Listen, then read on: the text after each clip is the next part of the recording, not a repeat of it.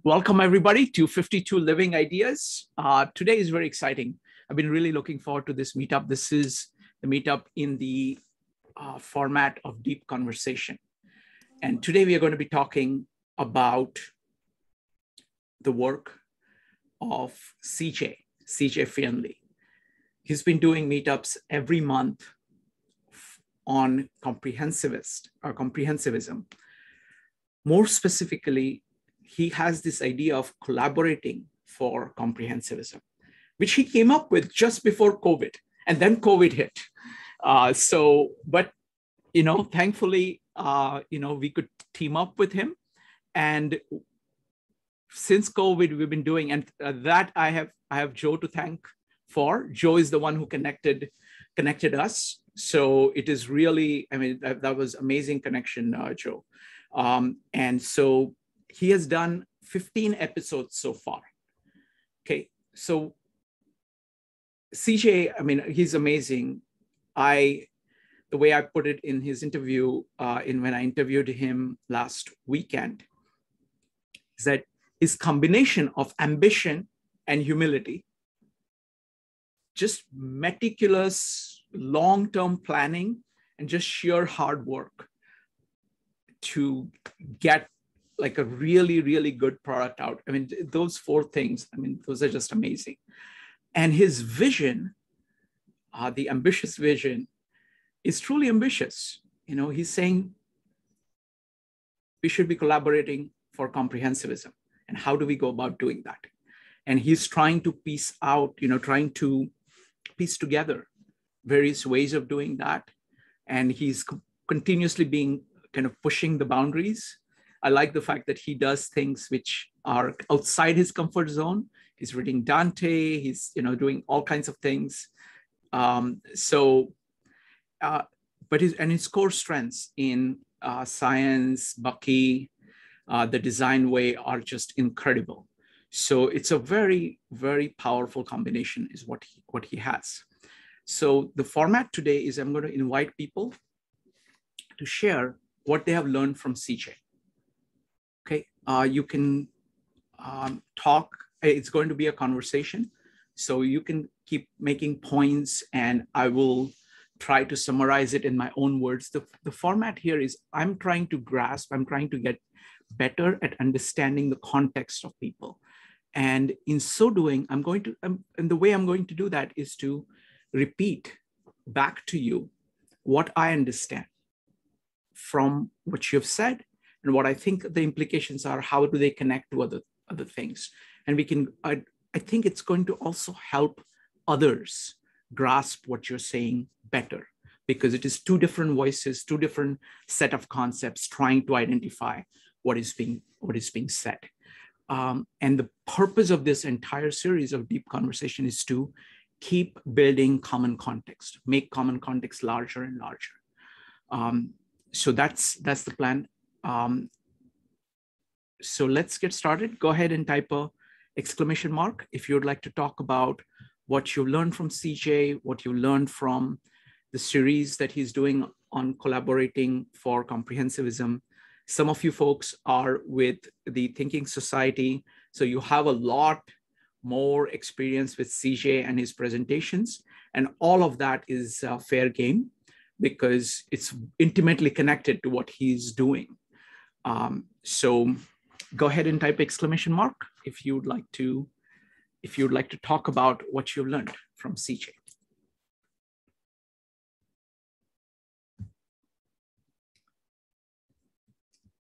Who'd like to go first?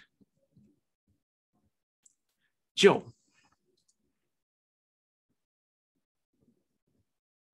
Sorry about that. What I'm getting is just how complex and how deep comprehensivism, or CJ, what ambitious what CJ is actually attempting to do. He's actually trying to take multiple perspectives and value systems and create a common context, as you had just mentioned. He's using it in and I think you really captured it beautifully when you interviewed him last week. when you spoke about, he's trying to take ideas and the material structures, the systems, and the experiences of individuals, and trying to really create something where all these cultures around the world have something to offer. And how do you then create a common context across value systems within that framework? So there are a lot of examples that I'm sure we're all going to get into here shortly. Sure. Let's talk about this particular thing, a particular point about multiple perspectives, because I think that is the heart of his approach, that he's not satisfied with just one thing. He's saying, okay, how does religion look at it? How does, just basically every field that he can get to, whether say, okay, how does Dante look at it? And he's trying to connect all those things together. So I think multiple perspectives is a huge point. The power of multiple perspectives is that each of us have our own context. And when you are looking at context of someone coming at the same problem with different set of tools, it enlarges your toolkit. And it allows you to see your tools in the context of these new tools. So I think that multiple perspective is one of the core of his approaches. But please go ahead. Yeah, I mean, it's some of the things that he really outlined that are really important. He's trying to get us around the idea of analysis paralysis within that framework. So that how much do you really need to know about each culture before you move on? And I look at this as an iterative process that he's giving us a way to start to really, all right, this is how we're going to integrate potentially the Aborigines. This is how we're going to integrate the idea of ignorance. This is how we're going to integrate the perspective of having multiple hypotheses. All these things are planned out very specifically. That's what I've really kind of gotten to from your interview, is just how well thought out these meetups really are. And it is a book. And I look at it as almost, he had mentioned the covering Dante, how Dante is an encyclopedia. And I really do think that this is an encyclopedia of comprehensivism, as Buckminster Fuller saw it. Now, Buckminster Fuller is the center of this. And I found it interesting that he chose to cover storytelling prior to going into Buckminster Fuller operating manual for Spaceship Earth. And I thought it was very important because Bucky does have a way of writing that is it's a storytelling approach. He talks about the idea of the great pirates and how that how they manage economic systems, and what he puts it into context, but he's talking about systems, but he's also talking about people and how they interact with those systems. And then he has the idea of a universe, which is kind of critical to define. He defines the universe as finite. And then you can kind of come to the idea of holism from there. So I think that where he's really, and again, the storytelling, just how well thought out CJ is with this approach, by covering storytelling first, he made it a very easy transition for everybody to understand operating manual for Spaceship Earth, which is the core. We can discuss which ones we thought were most important to us, but that is the core of what comprehensivism is based on. I mean, we can talk about the idea of multiple working hypotheses, where that to me is one of the more critical ones, where you're not necessarily just taking one perspective on a problem, and that you actually are, and it reminded me very closely, even though I don't know if CJ would agree with this, of the OODA loop. Mm-hmm. where the idea of metrics is being dogma would be problematic. Having multiple working hypotheses is very similar in nature. And I think I really liked how we covered cultivating ignorance. Mhm. And because the idea of exploration really does start with questions and it ends with answers. That's what people really don't appreciate, is that once you realize you have this, that you're ignorant, then you're open. You're open to exploration. So for me, I mean, I think that is one of the most important, and perhaps I'm a little bit biased because Stuart Firestein's book, Ignorance, was actually kind of part of how he integrated that into what he was doing. The idea of change and his approach to change was very different than the approach that we took with Mortimer Adler. Mhm. And that was new to me.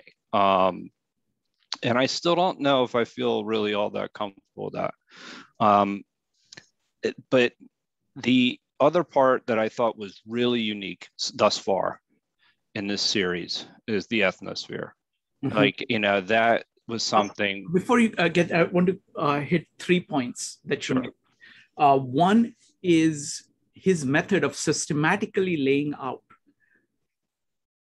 all the key areas that he wants to hit.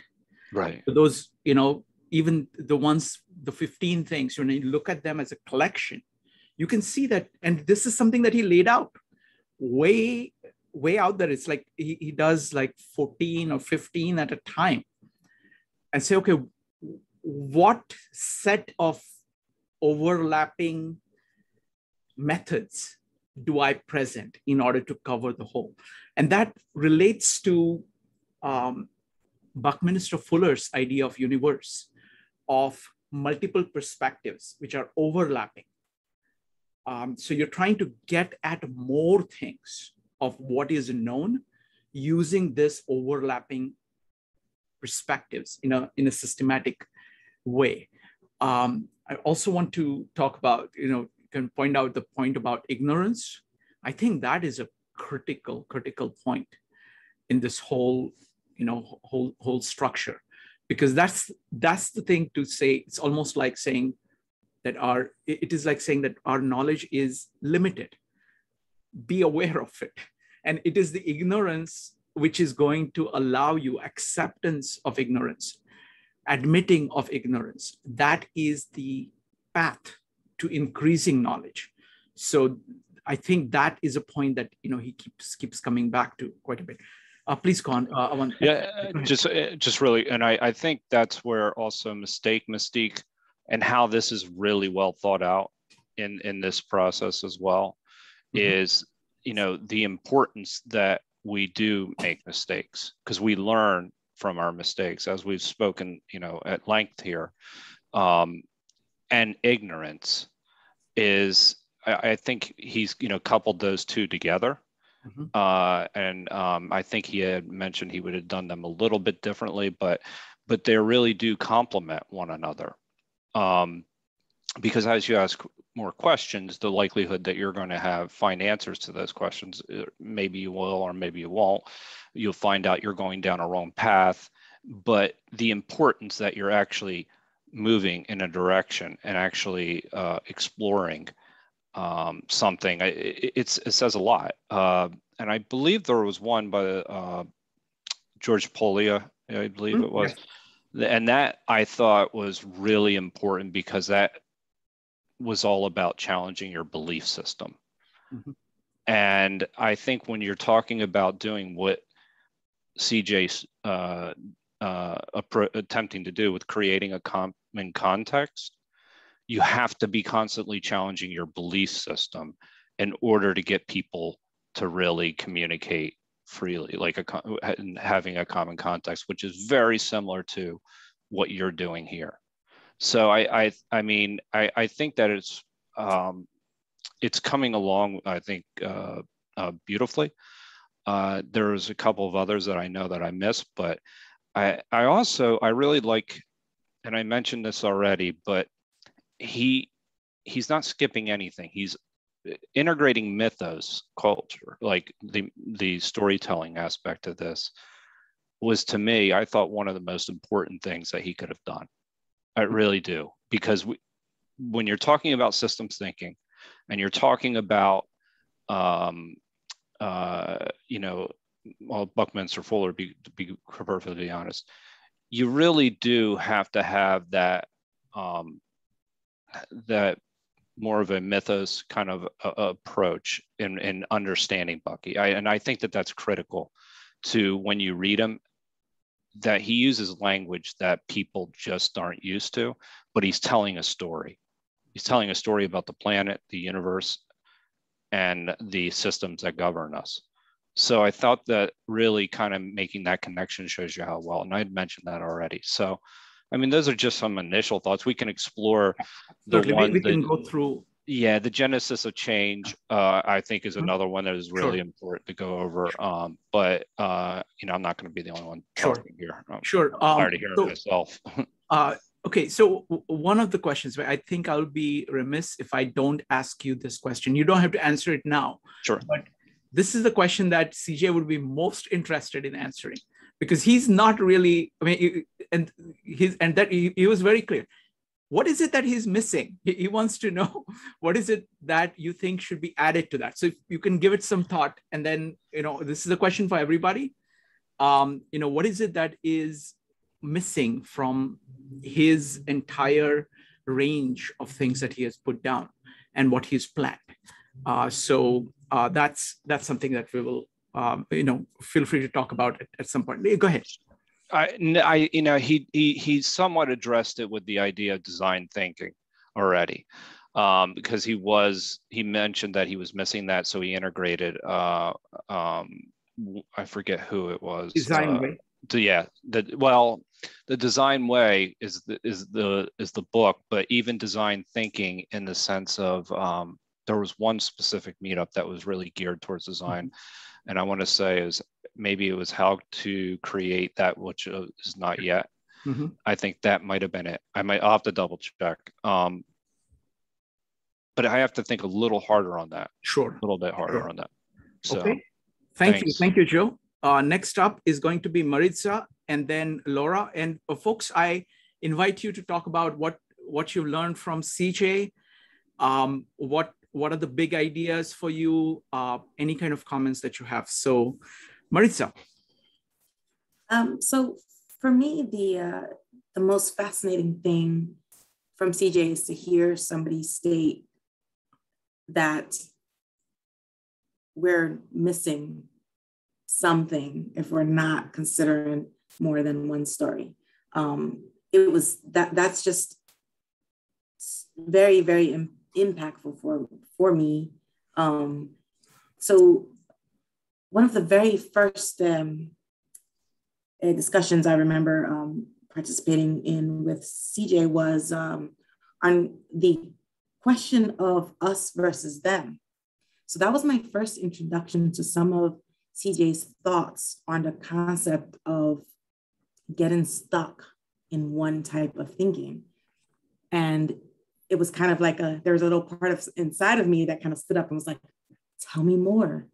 And he has, and especially in this, very targeted 14-part series thus far.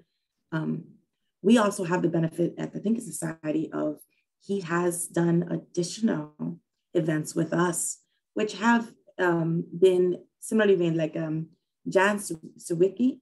He's gone back to her a few different times with a slightly different angle and perspective. And even if I wasn't able to attend his meetup, because we don't record our meetups at the Thinking Society, the information he provided gave a really great, it's just yet another little piece of the puzzle that that is the picture CJ is trying to paint for us. And what I hear is this idea of it. I think the idea of shift in perspectives is what I view as being kind of the very foundation of most of what he's presenting, that the key towards this collaboration for comprehensivism is cultivating and honing our ability to view different perspectives, be willing to drop a perspective if necessary, be open to considering other perspectives. And one step further, be willing to accept that your story may not be accurate.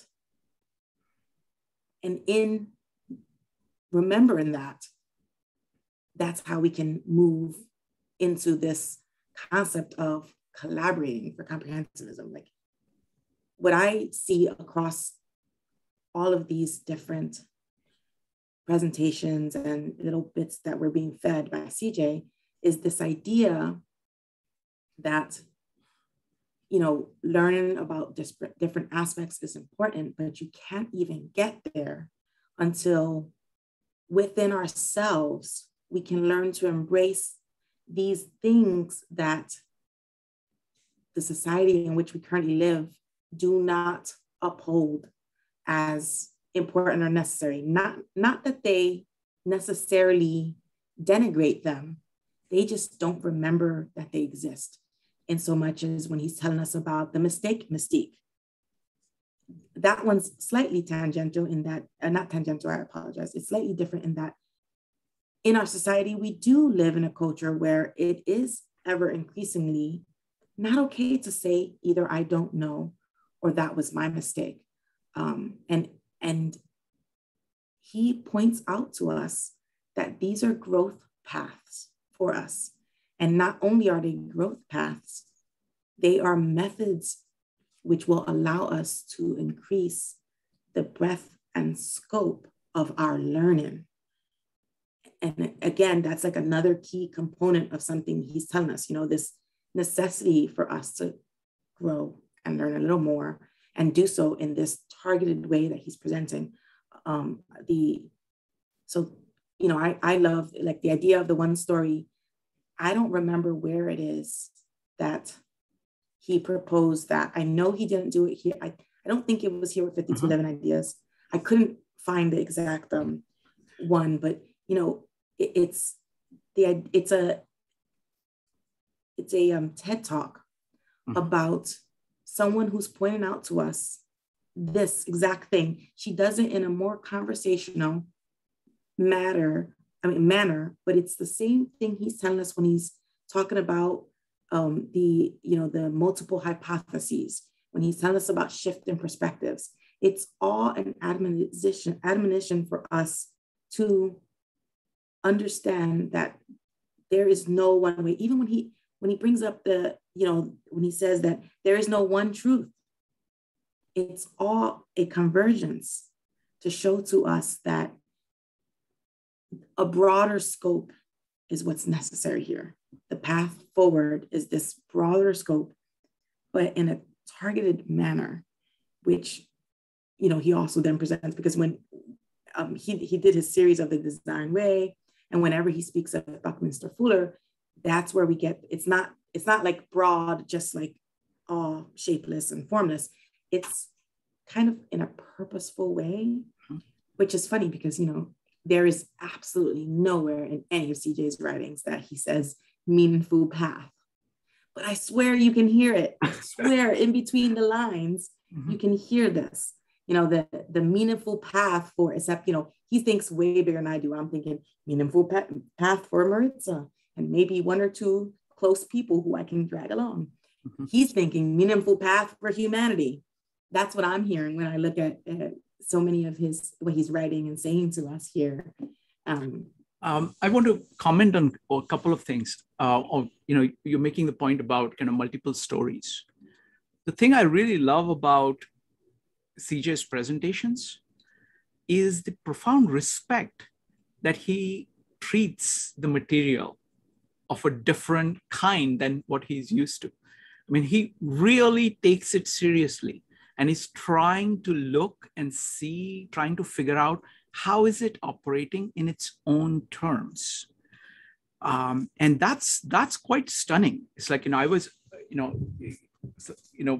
generally people just keep to their way and maybe a little bit around. And he's doing that when he's explicitly saying, okay, Dante, I'm not really a big literature person, but I'm trying to get it. And he will put enormous amount of effort in order to figure out how that approach is working. So I think just the respect that he shows for a different approach is stunning. And he is consistent in that he shows respect with other cultures.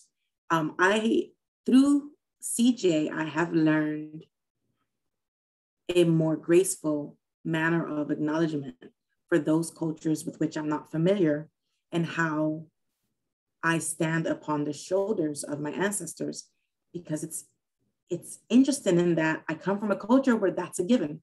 We don't necessarily think about it because the assumption lies within the framework and the fabric of the culture in which I was raised. But that's not always true of every culture. And something that I have seen and I have grown to admire so much in CJ is this concept that he approaches everything with this respect for all those who came before. And it's so consistent when he's talking about, whether he's talking about mystique, or he's talking about the Constitution, or there was in the Thinking Society, he did this really difficult topic, and we actually tackled it. I helped him out with one, even though he did all the material.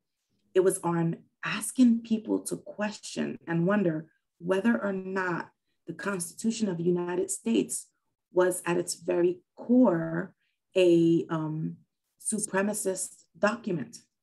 And that sounds super inflammatory, but I've never seen somebody approach such a hard topic with such respect. And it's one of the most shining examples of CJ's approach to all aspects, because he really does, there is a respect in how he moves forward, and he does it methodically. And it's, the neat thing about that is that he is showing us through his actions, in addition to his words, what he means when he says, the value of multiple hypotheses. Always be aware of the multiple perspectives and shifting perspectives, and of being, potentially in error. I really do see that in how he walks through life. Wonderful. Thank you. Thank you, Maritza. I also like the fact that even when he doesn't deal with a topic, he has other people. He encourages other people to do that. There was one of my favorite presentations in the Comprehensivist Wednesdays was one by his friend Karen, who's a dancer. And she talks about art expression, and as art expression as a means of grasping deep ideas. She was talking about individual, yourself and others. And her point was that you're either afraid of yourself and others, and you're kind of in this crouched position, or you kind of start trusting others and trusting yourself. So you're kind of letting your wings, letting out your wings. And it's both, you can either trust both or fear both. It's never, just one. So, and she demonstrated it just by the movement and using just visual art. And that's a very powerful way. So even when he does not himself deal with a topic, he has this entire set of people who are doing that. Well, that's how we got the topic on Aborigines. Yes. It's CJ's fault. Yes. Wonderful. All right, Joe, you had a comment, and then Laura. Yeah, no, it was just more of a response to what he was missing. And so that I thought that, and he knows this already, but the potential role of a specialist in a comprehensivist universe. And he had actually spoken about that in his interview. He said, there's an element, there is a role for the specialist still going forward. Just what is that role? And I think that that could be something that could be covered in a meetup separately that maybe he hasn't thought about. But I mean, he had mentioned it in the interview, that we need specialists to a certain degree. But how does that fit into a comprehensivist universe? So excellent. Just a thought. Thank you. Thank you, Joe. Folks, go ahead and type exclamation mark if you would like to comment about what you've learned from CJ. Laura is next. Laura, go ahead. Okay, this is a slightly different thing, but okay. So form and function. I would like to say that first we have forms, and we take those forms and we kind of manipulate them into a function.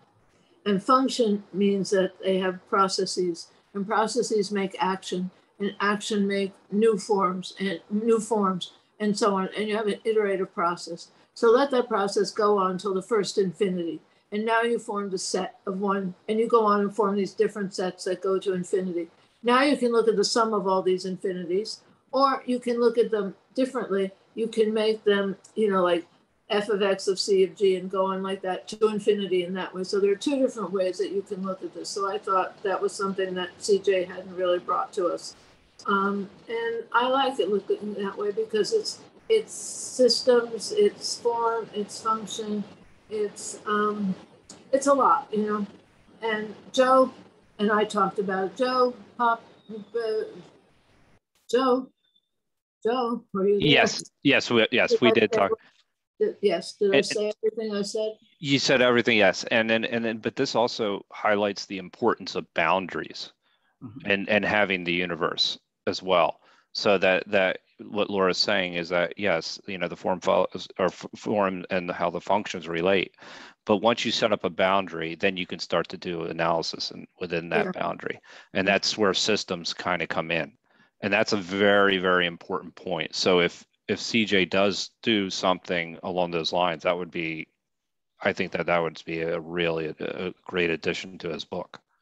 Yeah, the infinities could actually equal the ultimate infinity if you want to look at it, because also you can reach a sum of an infinity, and then you can go back and open that up back into that system of equations and keep on going to the second infinity. You can go on forever in each group to the ultimate infinity within, and also the sum of.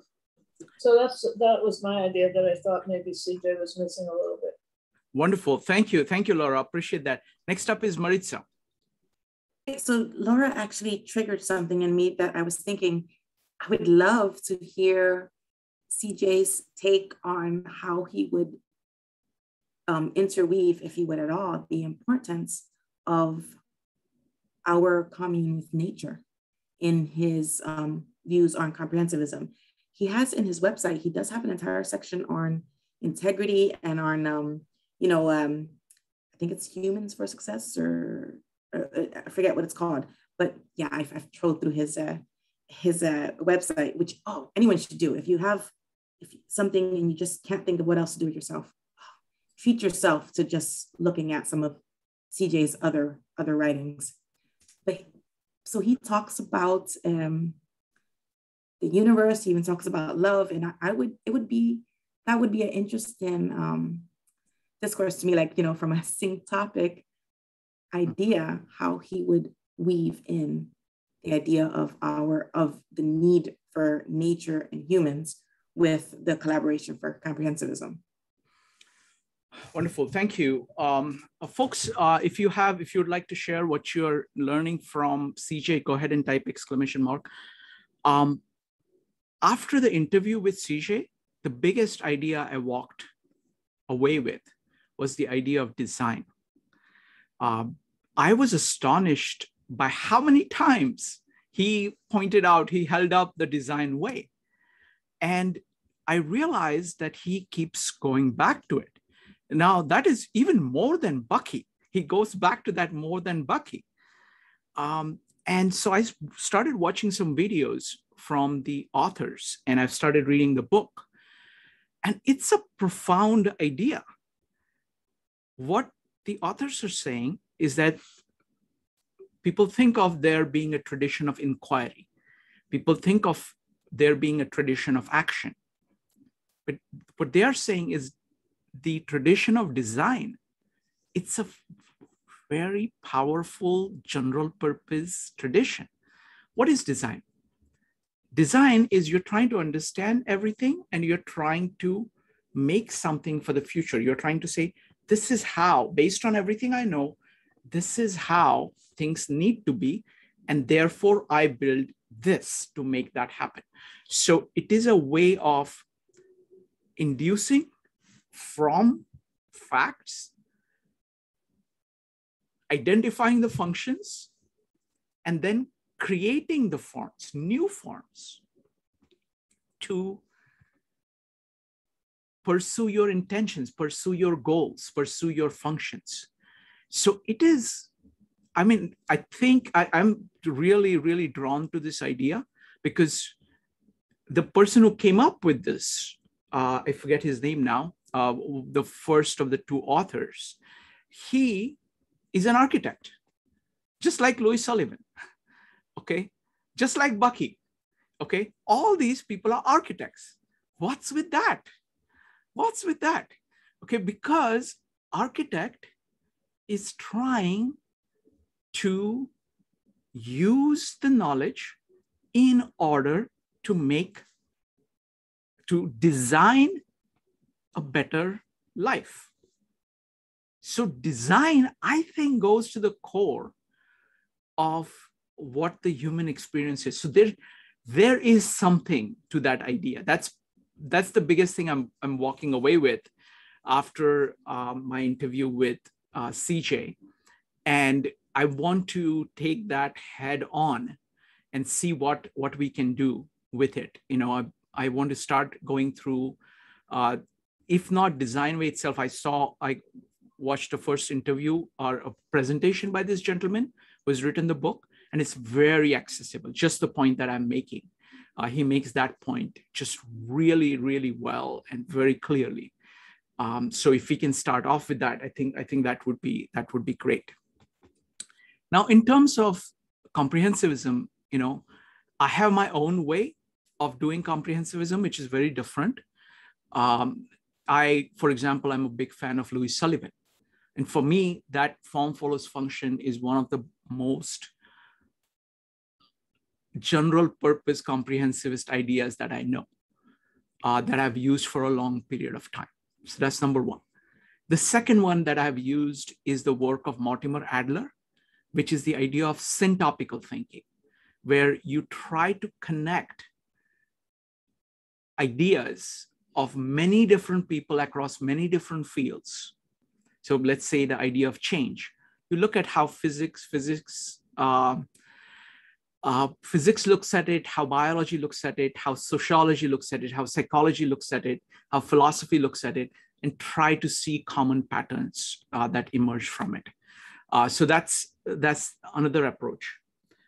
Now, kind of an approach which is out there, which is very simple, you know, which is, I don't know how to actually make it into comprehensivism approach, but it is the idea of authentic relating in psychology.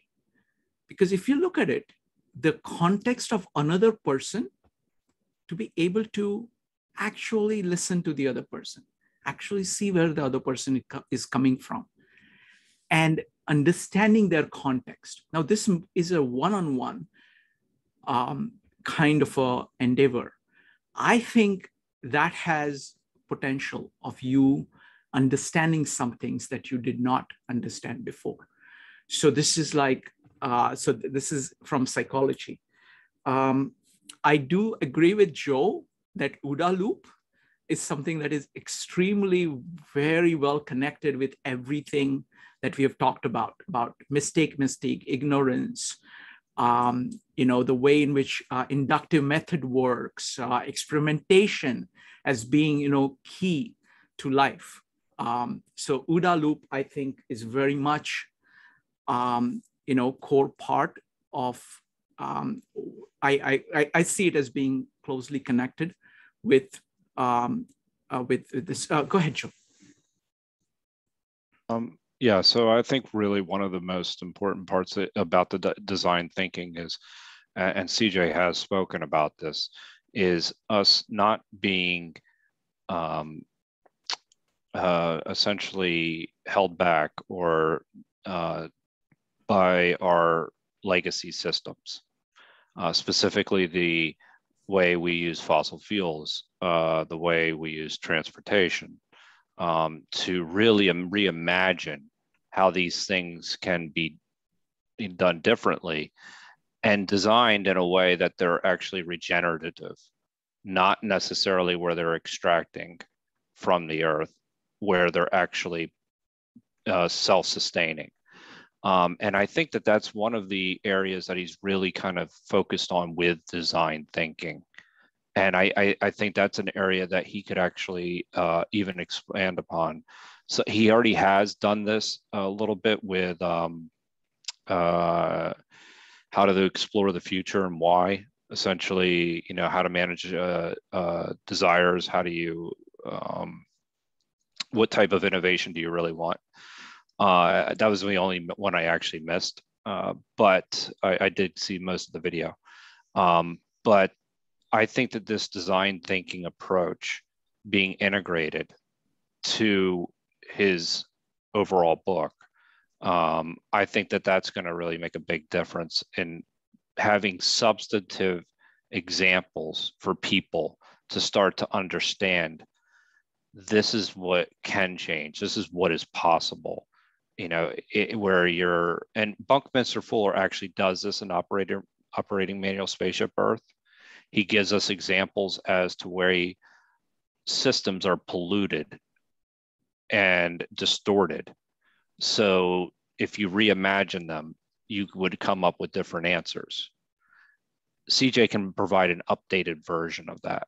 I really do believe that he can come up with new examples using Bucky's format. And so that I think the design thinking approach is really kind of critical, and how there's a lot of approaches out there for design thinking as well. He's obviously using the design way as his primary source, but I think exploring a number of design thinkers would be a great addition to this particular meetup as well, because there's the design way, which is one way of design thinking, but there's also, and I know he would cringe at the idea of something like the Stanford D School or something like that, but they have an approach as well. There's other approaches to design thinking, but nonetheless, that I think that would be maybe covering multiple ways of design thinking would be an interesting addition to this book. Wonderful. Thank you. Thank you, Joe. Folks, if anybody else wants to chime in on what they have learned from CJ, go ahead and type exclamation mark. Let's see. The one other topic that I want to bring up based on what Marissa said is the East. Specifically Tao Te Ching, of kind of the way it approaches nature and way it uses even language, the logograms in order to grasp things, I think is very different. It's a very different way of doing philosophy. And it's a different emphasis on nature versus culture. So I think that is something that definitely what we are doing. In a sense, we are kind of on a parallel path, what CJ is doing and what we are doing in 52 Living Ideas. And it's really interesting to see. I mean, CJ's work is far, far more systematic and far more carefully thought out than most of the things that we do at 52 Living Ideas. We are doing more of kind of crowdsourcing. We are going broader, much broader actually, in terms of we go deep into kind of psychology and Jordan Peterson and saying, okay, what can you mine from the Bible? What can you mine from biology? What can you mine from Jung? What can you mine from Stoicism? What can you get from Lao Tzu? And so we're trying to kind of bring lots of things together. The other point I want to talk about, I'll come to that, about kind of the way in which this written and oral works with CJ and other meetups here. So it's going to be Laura followed by Joe. Laura. Okay. I wanted to say something else about what I was thinking about, that when you have all this sort of functions, new functions and so forth, the idea would be to also look at the groups of them and see where they intersect, like create Venn diagrams out of them. And from that intersection, I think that's when you would begin to look at what you really want to be looking at, and take that and create a system, a design from that of these things, and create a larger system. So that's a piece I forgot. Thank you, Laura. My design. I'm Thank working you. on design. Thank you. Next up is Joe. I think the what you just brought, I was initially going to just bring up the Islamic meetup that he had talked about, and with Al Haytham and everything. But I think that what you just hit upon is another area that really could help with the Comprehensivist series, is the Tao Te Ching. I think that absolutely is, you start to look at things through nature, which is something CJ already does, without the idea of naming things yet. I think that would actually be a powerful contrast to some of the other approaches that we've already talked about in our series with, if it's very scientific, even the storytelling approach, you're putting things into a story. Whereas if you start looking at nature in its most pure form, I think that would actually add to this series. I don't know where you would put it. I don't know at what point, because he has it so well thought out at this point. But it goes in there somewhere. It's an Eastern methodology that I think actually complements a lot of already what the work he's done. Yeah, he has a very good structure for the book. What he has is that he has a kind of an introductory part, which is kind of providing the philosophy. And then he has this resource section. So everything that he has done so far is part of resource section. So these are all kind of distinct things, this exploration of kind of distinct traditions of inquiry, action, and design. All of them, so it's very much expandable. Instead of 20, if it becomes 30, I don't think it affects anything. It's just a question of each addition has to count. Each addition has to bring something, bring something to the whole list. All right. Anybody else wants to comment? Let's see, Jeff. Hi, everyone. It's really impossible to comment in any kind of a comprehensivist way regarding CJ's approach to comprehensivism. So I'll share, my part of the elephant here. So these are really things that I appreciate about CJ. So number one, I think that CJ understands both at an intuitive level and at a conceptual level. In a sense, the core idea that there are not 2 or 3 or 5 things to be held somehow in equilibrium with each other. But there's just one thing. There's only one thing, which is a little bit of a philosophical and a scientific and a psychological and a sociological extension of the Tao. There's just one thing. And yet there are endless things that are part of it.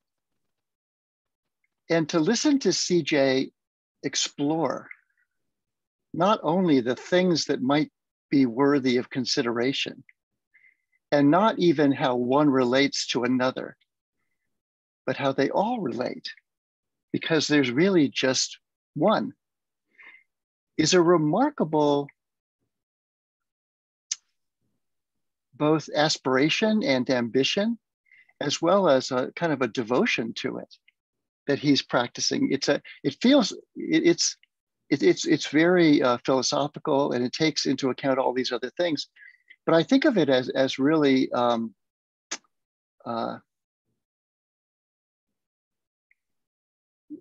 what he's doing is the form that he's trying to fulfill of an experience, of a benefit, of a function that is a sense that, okay, human beings are so stuck in repeating forms. It's very difficult for us to consider entirely different functions, entirely different visions of how things might be arranged and invested in and experimented with and then changed in a very dynamic way beyond the order we know. It's a very, very hard thing to do for us. But he's just devoted to it. He's relentless in it. And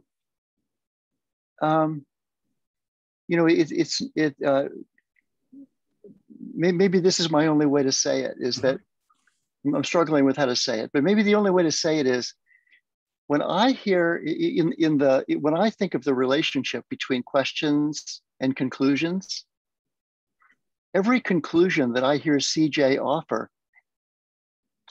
is almost more like another question. Every conclusion is a provocative observation that naturally leads to more questions. And that's from me in what I consider to be an important part of what it means to be alive, and to be devoted to constant change, and to be willing to embrace it, and to see everything as impermanent and interdependent and dynamic and an experiment. I really get why Einstein said imagination is more important than knowledge. I totally get that. And I think that CJ is, to some extent, both and. He's the embodiment of both. And I really appreciate that. Even when I'm not even really sure what he's saying, it's provocative. And that's a very powerful devotion. Wonderful. Thank you. Thank you, Jeff. Next up is, I just want to make one comment. The thing that really strikes me about CJ is that combination of ambition and humility. Because when you look at what he's trying to do, that is as ambitious as you can get, of saying, how do we make everybody comprehensivist? Now, let's do that now. Let's do that. At the same time, there is a level of humility in his character, which is all pervading. He has a level of precision in his thought, in his writing, in his speaking. At the same time, he's continuously looking for the limits of his precision. He's saying his mind is always open. What is this person saying? He's actually, even if they are not really talking about what he has said, he's very closely listening to say, am I hearing something that I need to pay attention to? And he will zero in on that. He will say, oh, I really like that. And it could be outside of, away from what he has said, but he's always asking that. So it's just an amazing, amazing mind. Marisa, I'm going to have Brian go first and then you. Brian. Thank you. I'm not sure how relevant some of these points are now because they've been discussed quite a lot in the past hour or so. Please go ahead. Please go ahead and repeat them. They're worth repeating. Okay. Secondly, a lot of it is simply a brain dump from me. So the order I would have liked to put it in is not going to be. I'll just go through the points as I've noted them. Sure. The first thing that sort of comes to mind, and again, this is not a critique of CJ as such, because I don't feel competent to do that. But it is simply what I've got from it and what came out of listening to the meetups. The first one really was Buckminster Fuller. About, where would it be now? About 10 years ago, in a secondhand bookshop, I found a book called 9 Chains to the Moon, which was by Buckminster Fuller. And I got that, and I tried reading it, and twice I read it up to page 50 and threw it back on the pile. Couldn't get any further. Interestingly, I talked to CJ about this, and he admitted that he'd done exactly the same. So I think I started with the wrong book. Anyway, what I have now, I do have a copy of the Spaceship Earth book, the manual book, but I haven't started reading it yet. So that's probably one of the things I need to do in the near future. This week, I did start reading my copy of The Design Way. And I'm only about up to chapter 3 at the moment, but it really is probably one of the best technical books I have ever read. It is superb. I can agree with what everyone is saying. It's superb. Sometimes you need to go round in loops to sort of understand what's being said, but it's well worth the effort. Again, this doesn't really fit in here, but I've been trying to get this in for some time without upsetting anyone. Talking about design loops, I come to the OODA loop. So you did a series on this back in a few months ago, anyway, and I never really took to it. I never really liked what I saw there. It was very close to other similar things that I've done. A lot of the quality organizations do a similar loop, a problem-solving loop. But this one I never really took to. Interestingly enough, and I've just been looking for it, I can't find it right now. I found a book written by someone that completely criticizes everything that was in the book that we looked at in the meetup, suggesting that the guy whose name I forget now, the guy who develops all this and who it was all written about, got it completely wrong and actually put the safety of the United States at risk because of the incorrect strategies he was following. So, but I can't find the title of the book right now. But anyway, it's not really relevant to this, but another point really that, I mean, before I sort of really started, before I saw it, let me say, today, I saw your recorded interview appear on the web and tried to watch it. I only managed the first 20 minutes of it, so I have to go back to that and finish that off. But I wasn't really sure before that, before you mentioned it the other day, that this was all in line with developing a book that CJ was writing. I had vaguely some idea that he was developing a book because you mentioned it several times, that you keep sort of pushing him to get on with his book. But I really wasn't aware that this was it. And equally, I wasn't really aware that the work he was doing was actually a series leading that way. I didn't have a recognition of that fact. Anyway, and the other thing I would say there is Dante. I've been following his series on Dante, and whilst I found that excellent, as I'd never read Dante before, I found it excellent. I'm really not sure if it's meant to fit in or if it does fit in with the rest of the stuff we're talking about. Comprehensivism. It was an entirely new theory, new word to me when you started talking about it a year ago, maybe. And you had lots of different people come on, and there was a lady whose name I don't remember that did a series and brought various people in.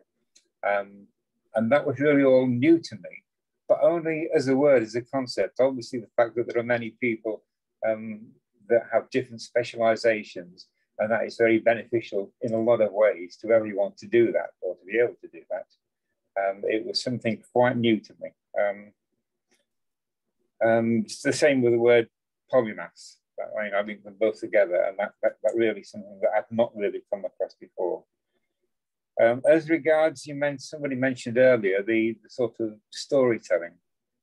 That's been part of a lot of the work I've done over the years, and trying to develop that as a method for using it in a consultancy-based regime, to try and sort of get improvement methods and try and improve organizations. Storytelling has been very valuable. I'm not really aware of CJ talking about it, although I may have missed, I've missed one or two of his meetings, that is true. The final point I would make in this sort of little diatribe is that he published a lot of essays on his web, quite a few which I've tried to read, quite a few which I've abandoned because they're simply beyond me. Some, if I manage to persevere, I get a lot out of them, but some of them really are difficult. That's not all I had written down to say that I got from them. Wonderful. Brian, this is excellent feedback. I think CJ is going to really like, he's going to like your feedback more than anybody else, because you kind of hit so many points and in a very systematic way, and you have given kind of positive and negative evaluations of everything. So this is great. I want to respond to three things. One is Dante is definitely one of the resources that he's going to put in his book. So this entire series, and that's the scale of how he does things. So the entire reading program of reading Divine Comedy is aimed ultimately to get into one essay that he's going to write at the end of it. And he has quite an education, I must say. Exactly. And he's been spending, I think he told me, about 15 hours a week on Dante. Reading and going towards that. So that's number one. Second one, on the operating manual for Spaceship Earth, I did a series of meetups that covered the entire book. I think it's 4 meetups or 5 meetups. I would recommend that as a very easy way, because my aim was to communicate the points in it for people who had not even read it. And I think it was okay. I think it did a decent job of presenting ideas. So I would recommend that you use it if you see fit. Yes, I will do. And the last one is that I am really intrigued by the fact that you have a very high opinion of Design Way. That's exactly how I felt when I started reading Design Way. This is really a person of very high caliber. This is not another designer. This is really deep philosophical ideas about what design is, what man is. So it is truly profound from whatever I've read. And I look forward to exploring that. I will have to figure out how to do that. I'll probably start using kind of videos to start with, or smaller pieces. I don't know how to do it, but it is, on one hand, the core idea that is there underlying Design Way is extremely simple idea. It is saying that design is one of the core human traditions. And you can look at humanity. You can look at all of civilization. If you look at what design is really culture. Culture is design. that's what human beings have done in order to make things better. All of language, institutions we have, rituals, ways we relate to each other, those are all designs that we have. So in that sense, you can look at all of culture as design, and evaluate it using various things. So that's one thing. That the core idea is very simple. At the same time, he has systematically done a survey of all kinds of design thinking, and he's trying to integrate and bringing it, presenting it to us. So it looks like amazing work, and I would love to do a whole series on that. I'm really excited about that, and I'm glad that. Go ahead. That would be well worthwhile. I really do, because I agree with what you just said about it. It's not for designers as such at a lower level, but I looked at several of the chapters I've looked at, and he actually goes beyond what you'd call the mechanical level, the mechanics of it, and he goes into really the esoteric areas. I was particularly thinking about, but he's got a chapter on systems thinking. And I consider myself really experienced in that area, but he didn't approach it from the way I would have expected.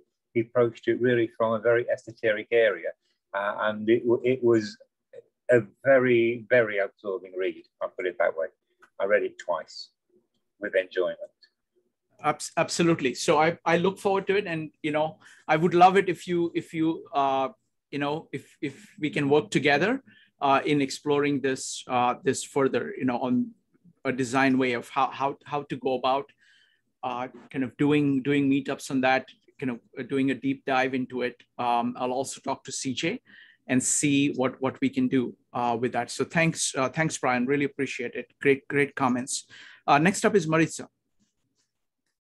Man, I got so into Brian's comments that I've lost the thread. You can talk about Brian's comments too.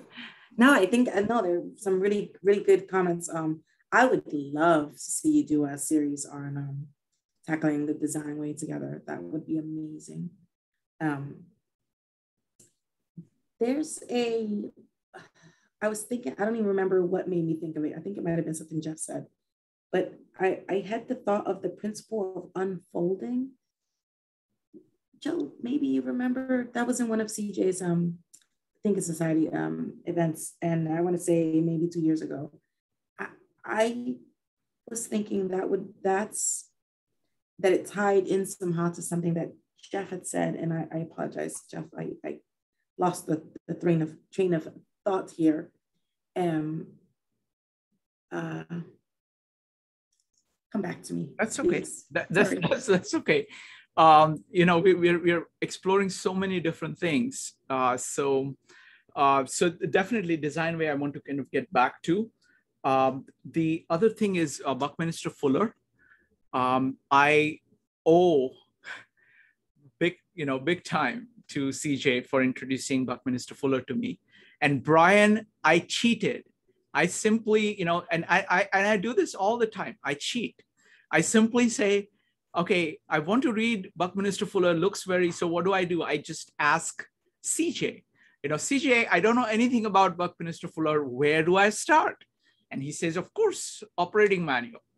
So I said, okay, I know that you're doing a meetup. I'm going to do a whole bunch of meetups before that, so that when you come to talk about Buckminster Fuller, I have some base to actually understand what you're saying.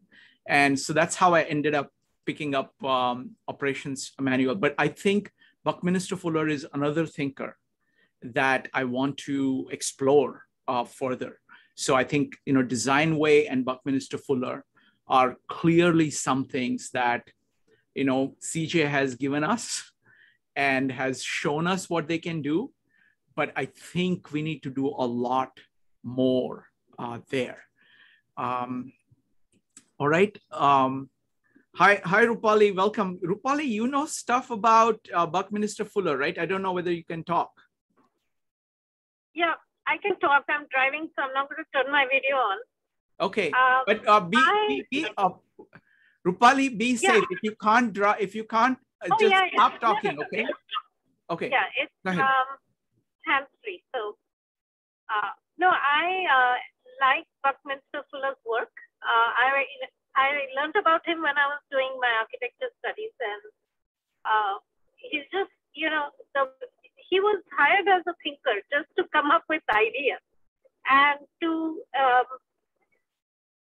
bring new ideas to the table. And one of the things he talked about was when he explained things, explain them even more clearly than you expect, because there should be no gap in communication. And so there are many things that I've learned from Buckminster Fuller's work. And I would love to explore more, because clearly I haven't read everything about it. Rupali, let me ask you a tough question. We were wondering, because, this guy who has written Design Way, he's an architect. Buckminster Fuller is an architect. Louis Sullivan is an architect. What's it about architects that end up, why is it that they end up producing these amazing ideas? I'm asking an architect. That's a good question. I think one of the key components of being an architect is, a characteristic is to be able to think big picture, that you see the whole and you see the details. So I think to be able to do that, to have that in architectural terms, to say the bird's perspective, and then also get down to the nitty-gritty of all the details. Also, architects have to study some engineering and have to have a scientific base. So it's not just art and design, it's also anchored with science and technology. So I feel that combination of being able to see a big picture, knowing the technical elements, and then be able to create something that is functional. I think those are the key components that make it possible for these three people. It's just my guess. Wonderful. Thank you. Thank you, Rupali. Next up is going to be Laura, followed by Joe. Laura. Okay. I know people who studied architecture and also ran something of a course out of Penn. And design is a very big portion of what they do in architecture. It's a huge portion of their curriculum. So I point to that. Oh, I know what I wanted to say. Are you taking recruits for people who want to work on design? So is there a list that we can sign up? No, I mean, you can just get, we're going to look at Design Way one way or the other, that book. So if you want to get the book, just go ahead. Okay. I'll figure out some way of approaching it. I'm definitely going to approach it. We'll figure out which way. Next up is Joe. Yeah, I think your architecture question is actually really important in this conversation. And the idea that you can see the whole of something, and you're starting with the whole. And then from that, you're looking at all the different parts that go into that.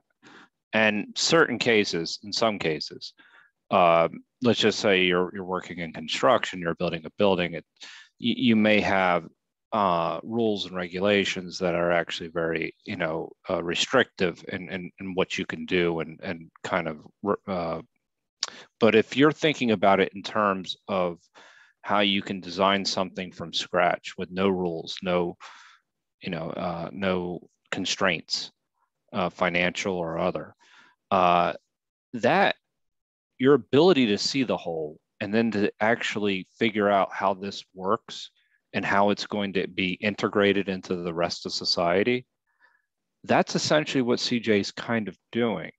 He's trying to integrate values and ideas together as a whole when you're looking at all the different cultures.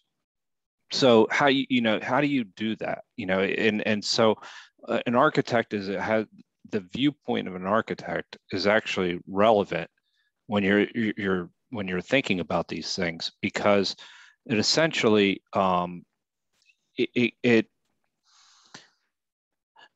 I'm kind of losing my thoughts here. I had it in, yeah. Let me go ahead. I think you picked up on what Rupali was saying. I think what she's saying is very important. What she's saying is that the an architect has to look at the whole and say, okay, this is where I'm building. Number two, they have to look at the intentions also. Right. What am I building this for? What am I trying to create here? And then in order to pull it off, you have to look at all the nitty-gritty to make it actually happen. So it is a profound integration of, and in some ways, I think if we want to say, what kind of a being is man?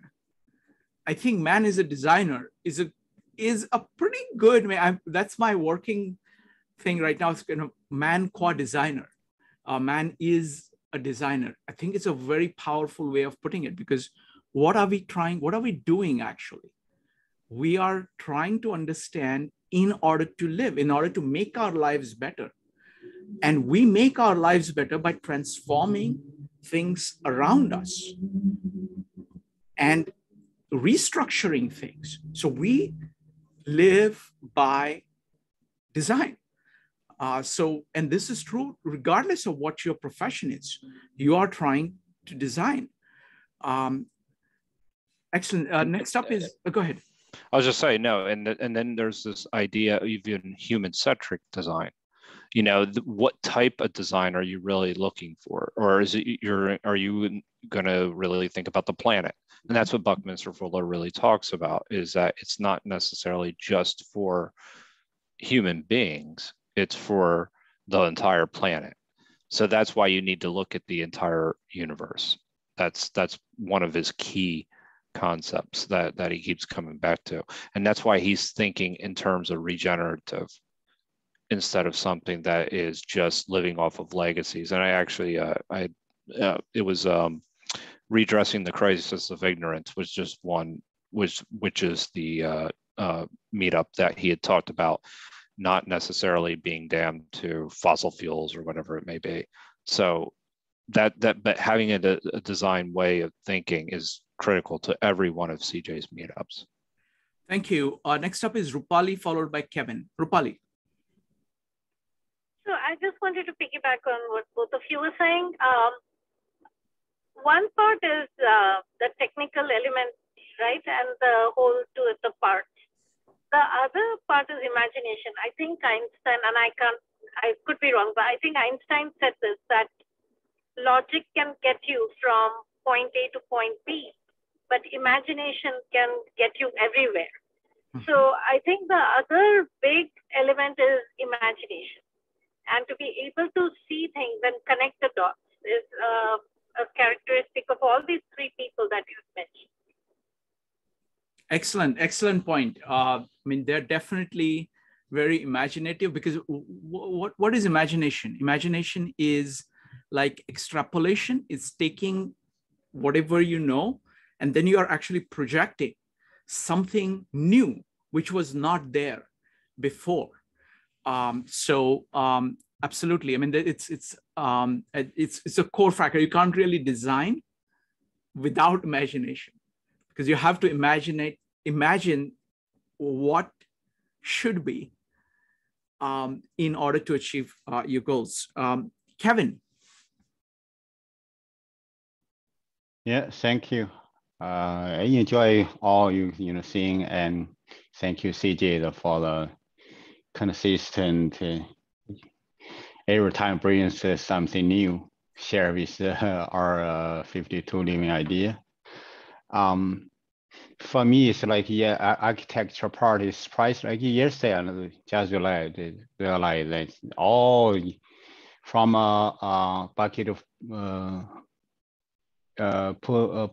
bucket puller to Louis Sullivan and Mihail.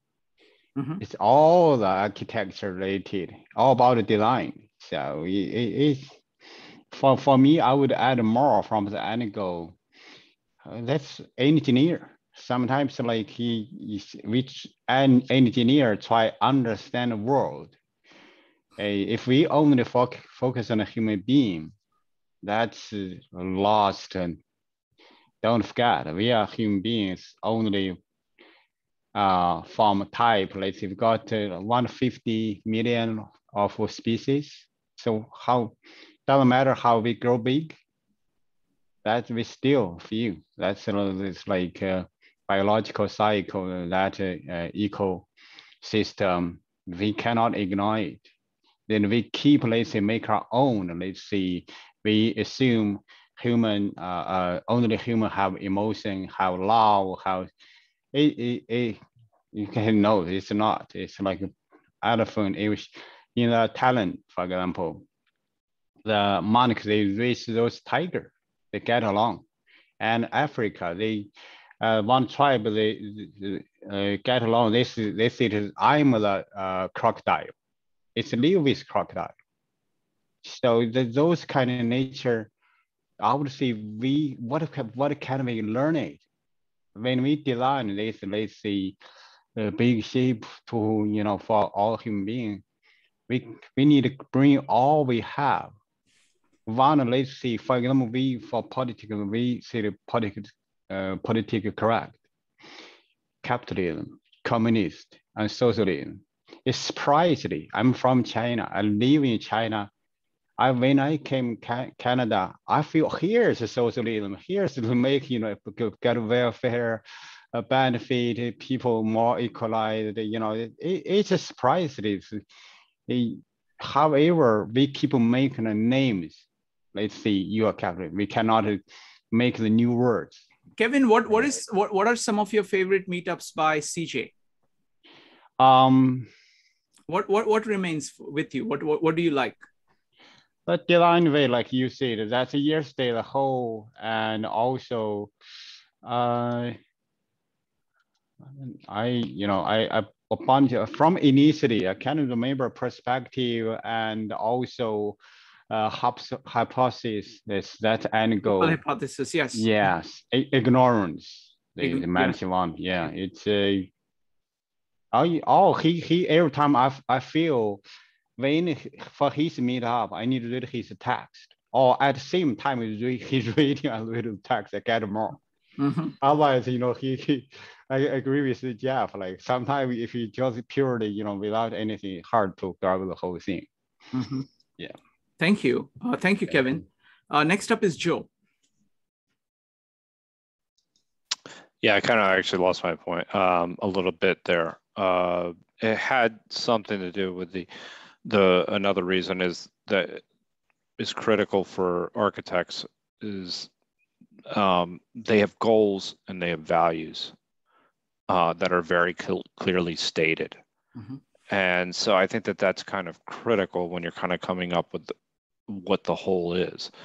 And to just articulate how ambitious what CJ is trying to do. He's trying to do that for everything. Like, so, I mean, to put it in perspective, he's literally trying to do that for cultures. He's trying to do that for the whole world. So it gets a little bit daunting, but that is it's a micro example of what he's really trying to do and capture. And the thing that's most impressive is that he's actually making progress in doing it. I mean, that's the best part. I mean, if you had put that in front of me, I'd have been like, okay, maybe later. And then I would have moved on. But he's actually laid out a plan and he's made progress in how he has a vision on how he's going to do this. And he's open to more suggestions. So I think that's an exciting part about this as well. But I do think architects really have an advantage here where they have goals and values that are clearly stated and they have to have an understanding of the whole. But that's kind of what CJ's kind of doing in his own right. Wonderful. Thank you. One of the things that I find really different about CJ's meetups compared to all our other meetups is that he himself produces writing. I mean, we do on other people's writing, but he himself produces the writing. And that writing is quite a piece. I mean, I always read it, and it's always stunning. Many times I do not read the references that he uses. I may not watch the video that he thinks, but I will always read the writing because he does such a good job of capturing the core points. And then, you know, his meetup, he kind of keeps, I also like the structure of the meetup that he has, where he gives you the writing so you can read it beforehand. And then he will read it out, and then he will give enough prompts, enough breakout rooms to actually generate very serious conversation on his writing. So this point about interaction between writing and orality that we talked about from Walter Ong, I think he's doing a very good job of it. Especially, you know, and he's always looking at what happens during the meetups to say how he needs to modify those, maybe add a comment, maybe clarify something. So he's using all that talk in order to improve the writing. So I think it's a great example of that loop between writing and orality. I think he's doing a fantastic job of doing that. Maritza. So something that comes to mind for me is the idea of so design wisdom through the lens of you know, effective judgment. And something here, and this, I haven't actually read The Design Way, but I have, through CJ, I've read many snippets. He does, he provides for us like these great quotes from the book through various of his works when we do discussions with the Thinking Society. And in one of them, there's the description of the idea of mediation as a way for forming a holistic whole, which he brought up just recently in the last comprehensivist topic that we did. And I found myself struggling a little bit with the idea of, you know, you start with the whole, you get meaning from the whole, and then you end with the whole. And I'm like, where are the parts? And so I kind of went through and I was looking at some of his other writings on the topic. I kind of went looking, and what I came up with that kind of helped me a little bit was this concept of mediation. And this is from The Design Way, and he says it's chapter 8 on the judgments, and it's talking about how mediation is it's a way of managing and integrating a whole bunch of differences, either differences of people, differences of perspectives, and through that management is that you come across an aggregate, which then would be your holistic view, holistic approach. And that helped me in kind of making my peace a little bit with some of the things he was presenting to us at the last Comprehensivist Wednesday topic, because that just kind of resonates a little more with me. It makes more sense to consider that when we're talking about the whole at a first glance, it's a matter of kind of like how our brain plays tricks on us, right? So we're not actually seeing an entire moving picture on the television screen. You know, we perceive that it's moving, but it's a bunch of pixelated dots. So what I imagine now is that that's what that he was presenting to us. The concept that the whole that we initially see is a component of parts that we don't understand to be a component of parts. And it's through that understanding that we become aware of the integration. And that's how we start with the whole and end with the whole. But it's a better whole at the end because now there's meaning attached to it. And, you know, so that's, I don't know, that made sense to me there. So I just wanted to point that out. I don't know if he specifically in the, and somebody correct me if I'm wrong, I don't know if he specifically in the 14 sessions spoke about this concept of judgment, good judgment and integration, but you will have to stay tuned because he has a whole meetup planned on judgment. Oh, nice, exciting. Yes. Unfortunately, Oops. It is about 6 months away. Oh, well, that's okay. I'll be here. I'm here for the whole ride. One thing I want to say is I was just noticing that what CJ has done for me is that he has actually redefined words. Words like perspective, ignorance, judgment, design. Like after he's done with the meetup, actually the word is so chock full of meaning, it loses the old, used up, kind of, it's like coins with the impressions all worn out. It no longer was working. It kind of pointed to something, but not really. And what he does is that he freshly mints the words. You realize that means that we have to consider CJ as a philosopher. Yes. Because that's what most philosophers do. Yes, exactly. And I'm just recounting that these are the words. And he's going to do that for us, for judgment. I bet you on that. Wonderful. All right. Anybody else has any thoughts further? So I want to tell you, so firstly, this is just a start. Go ahead. I think Laura has something. Laura, go ahead.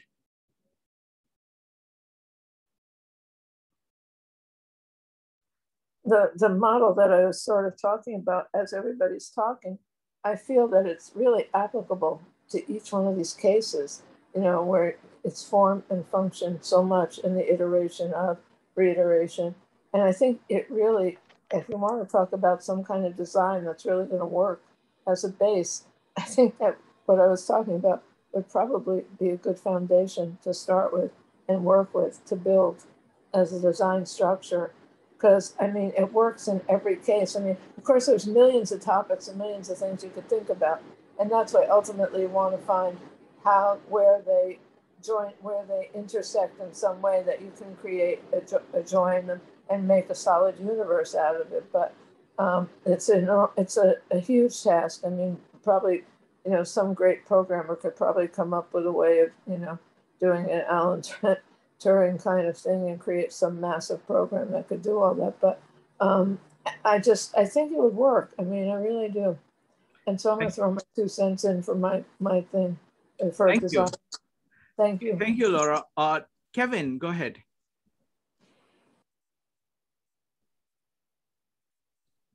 Kevin, you have unmuted.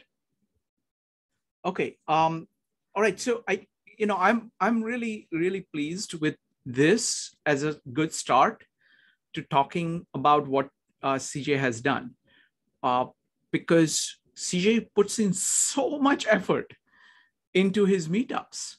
So much effort in the writing, so much effort in presenting.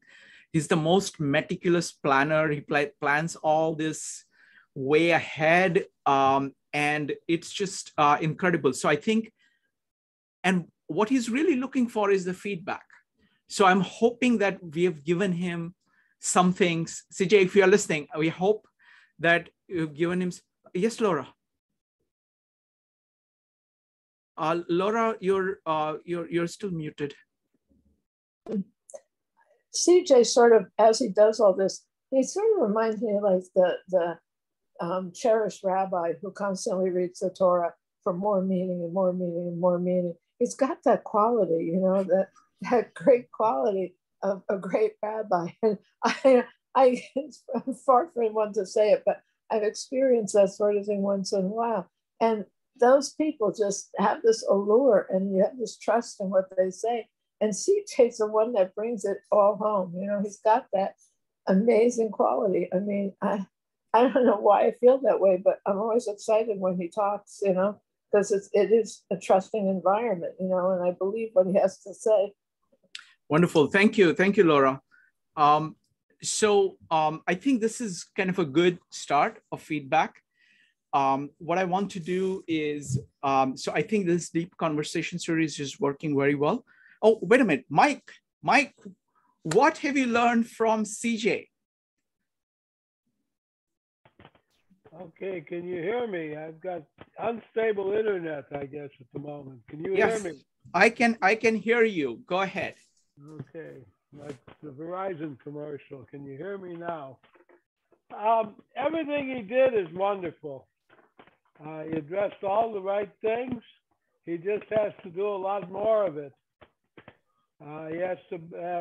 It's too bad he didn't get to hear Bronowski stuff. It's too bad he didn't get to hear the OODA loop stuff. He didn't. He didn't get a chance to meet Winston Churchill, but neither did I. One of the things that happens is that as soon as the war starts, all your plans are for naught. You got to start all over again. All your plans are for naught. And that's what the OODA loop is about. The 42nd OODA loop guy had to continually readjust. Now, he talks about the role of the story. There's a word that that Russell Ackoff likes to use called heteroscedasticity, that says that it would be nice if the world were the statistics didn't change every time you looked at them. And he needed the world. It would be nice if the world were not nonlinear and multidimensional. So he does include all those things. He says you can't just take one thing at a time. You can't just peel the onion one layer at a time because all the layers interact with each other. Yes. And you can solve the easy problems, but the hard problem is how those interact and how they change in time. So Bronowski knew that. Alan Turing knew that. Last Wednesday, he would be 100 years old if he had been alive. Yes. Mike, let me ask you, this is fantastic comments. Let me ask you, because this is something that CJ is going to really appreciate. Okay, you have a very wide mind. Okay, wider than most people. So just what do you think if CJ asked you an open-ended question? I'm asking him on his behalf. What else should he include in this resource section? He included everything. He just needs a lot more of it. He needs a lot more of it. Okay, and very good. He probably could get some of those ideas from those guys I mentioned. And probably Russell Ackoff won't talk to him anymore. Okay. But he didn't come to an empty. Russell Ackoff didn't come to an empty world. He had George Danzig and a whole list of other people, and Johnny von Neumann helping them. Yeah, no, I think I also like your recommendation of Jacob Bronowski. If he has not read it, I think that would be useful, because he covers, Bronowski covers the entire, ascent of man, and he has really profound points. And I think if CJ has not gone through it, I think he will get a lot from it. CJ, by the way, watches many of the almost all of the Comprehensivist Wednesday videos. So even when he can't attend, he's very, very thorough guy. So everything that we have done in Comprehensivist Wednesdays, they have he has, I think he has watched at least most of it. So, all right, let's see. So that's it.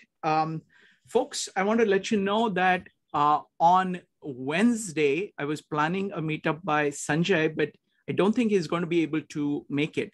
If anybody wants to do anything on Wednesday, Comprehensivist Wednesdays, you're welcome to do that. You can just reach out to me and you can do whatever you want to do. Unfortunately, I won't be able to lead it, but if you want to do something, just let me know. All right, folks. So thank you very much. This was great. And I'm really enjoying this deep conversation series. Well, what do you guys think about this conversation series?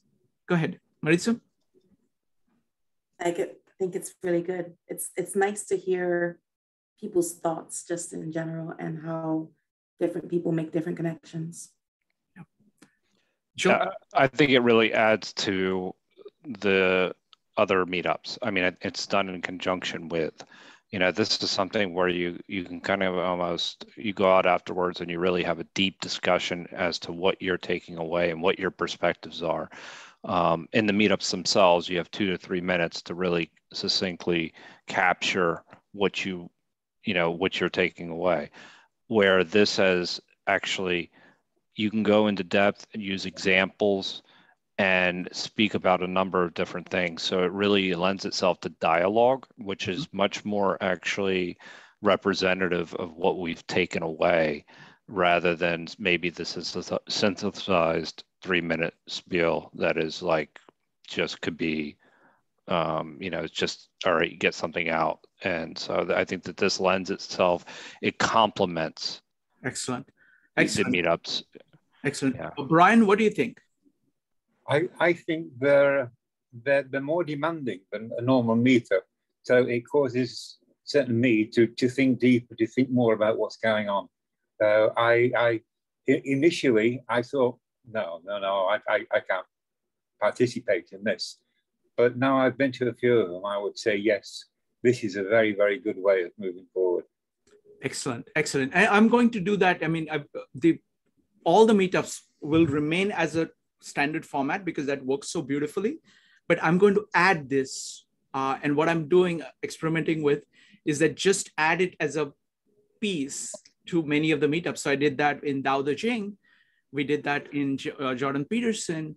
And I think that works better because the people are already there.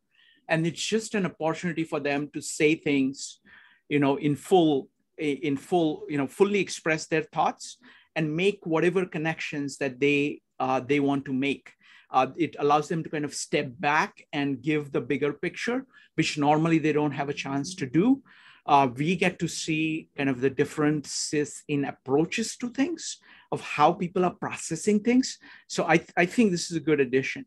So I'm going to continue with them as I am. Jeff, what do you think?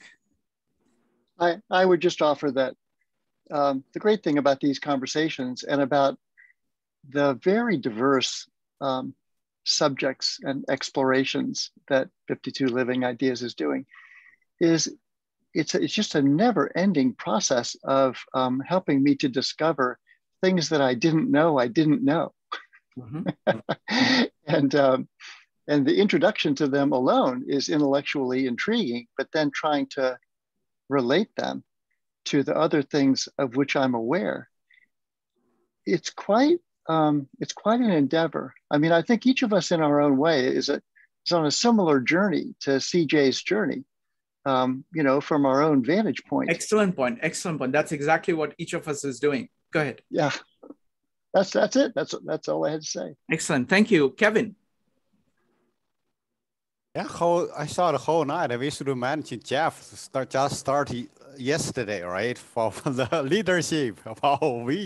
Why leadership connect to the architecture? That's about architecture too. That's about comprehensive too, for me. Yeah. And also for your meetup, mostly it's like connected ideas, different tastes about Tao, about Christianity. And I hope we have kind of Islamic, indigenous people. like one thing, the Chinese code, we call the Chinese folk religion. We have religion, but it's not the language game. And then, you know, translation also, this different. Or traditional, like India, go to own. Those traditional, I would say, look what we have. That's another angle. You know, they already practice some years. Why ignore it? Thank you. Thank you. Thank you. I mean, the thing is that somebody has to do the work. There has to be a really, really good material. What I found is that you really need something like that. You know, it could be a video, it could be something like that, something short that is typically off the shelf. I don't want to put anybody in the position of trying to do a lot of preparation. So Kevin, if you want to do a presentation on that, if you want to prepare, you're welcome to do that. You know, that's fine. But it's not what I'm saying is or find something. So for a topic to make it to the meetup, a lot has to go in. It has to be something of general interest. It has to be something which has a written piece or a video piece which is very compelling. Those few things have to come together, and there has to be kind of enough kind of critical mass of interest in something, because there is, because if you've seen what we're doing is that we try many things one-off. By the way, on Sunday, I'm doing a meetup on narcissism that looks really interesting. Okay, this is by a guy called Alex.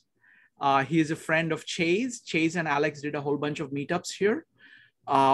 And Alex, usually he doesn't talk that much. So I had not realized how deep a thinker he is. And, when I went for Chase's wedding, I got to spend a lot of time talking to Alex, and he is brilliant, in terms of, especially this is something of personal interest to him. So he has explored this topic on his own, through his own observation. So it is really, really fascinating topic. So I hope you don't miss that. And I'm always looking for people who can do things like that. Frank, I can add one more. Go ahead. Now, I agree with you. You need the interest. Sometimes because we don't know or we know the surface, or, then language barrier, then if you know it, I can analyze it. Well, very interesting. It surprised me every time it's like inspire little things. Oh, they Western have this, everything, idiom. Those another one. They have a similar, like surprisingly how many idioms the Chinese has. The Western have seen. Our language has too. We could do a whole meetup on idioms. I have a book. I love idioms. And let's do next Wednesday. Later, Joe hosts. I have a whole book on history of idioms, and it points to each. It lists all the idioms that there are in English language. And it points to when they came up and what was the first instantiation, or what was the motivation for that. So yes, definitely. And if we can combine that with other languages, that would be wonderful. Yeah, for example, in Dou, lots is idiom, the forward they come up. That's why Jason said, they normally use is a few words. They don't use the whole chapter. Thank you. Let me ask Jean. Do you have you watched any of CJ's meetups? I'm sure you have. And what do you think? Well, I like it. Yeah, it's a little bit theoretical, but it's pretty interesting. Okay, wonderful, wonderful. All right, so thank you very much, everybody. We'll see you soon. Bye. Bye. Bye, everyone. Bye. Thank you. Bye.